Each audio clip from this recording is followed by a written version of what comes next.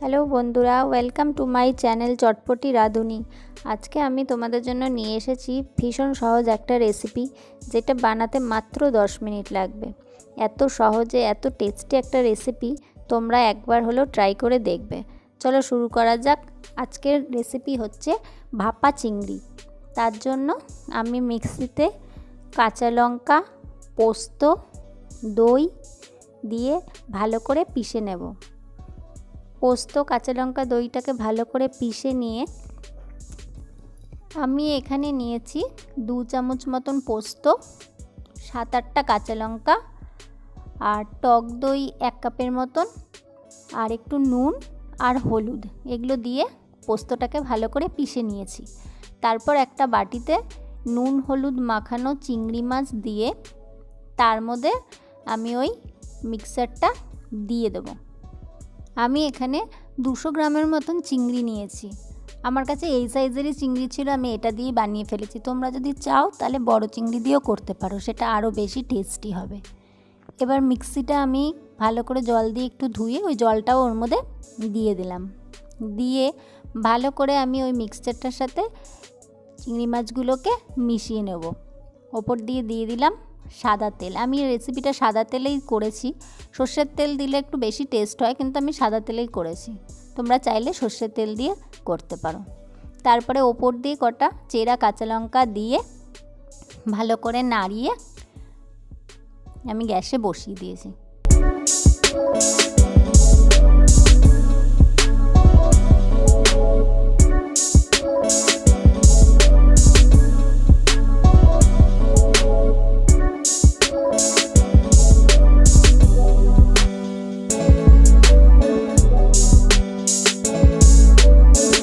গ্যাসে বসিয়ে প্রথমে ফ্লেমটাকে হাইতে রাখতে হবে 2 মিনিট।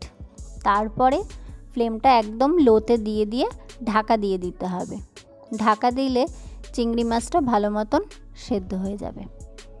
একদম লোতে দিয়ে ঢাকা দিয়ে রাখতে হবে। 5 থেকে 7 মিনিট রাখলেই পুরোপুরি রেডি হয়ে যাবে।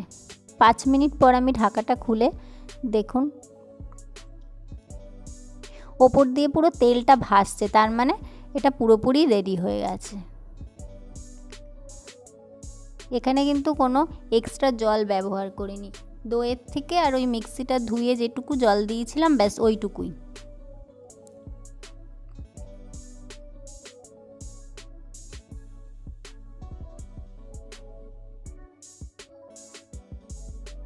ব্যাস চটজলদি রেডি হয়ে গেল আমাদের দই ভাপা চিংড়ি।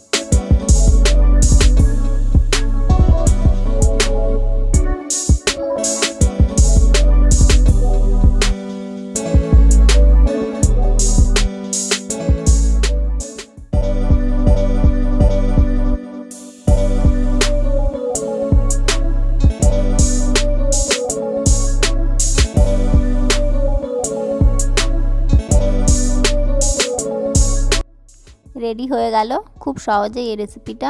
যদি তোমাদের এই রেসিপিটা ভালো লেগে থাকে তো প্লিজ লাইক করতে ভুলো না, আর চ্যানেলটা যদি এখনও সাবস্ক্রাইব না করে থাকো প্লিজ সাবস্ক্রাইব করে আমার পাশে থেকো। আজকের মতন টাটা।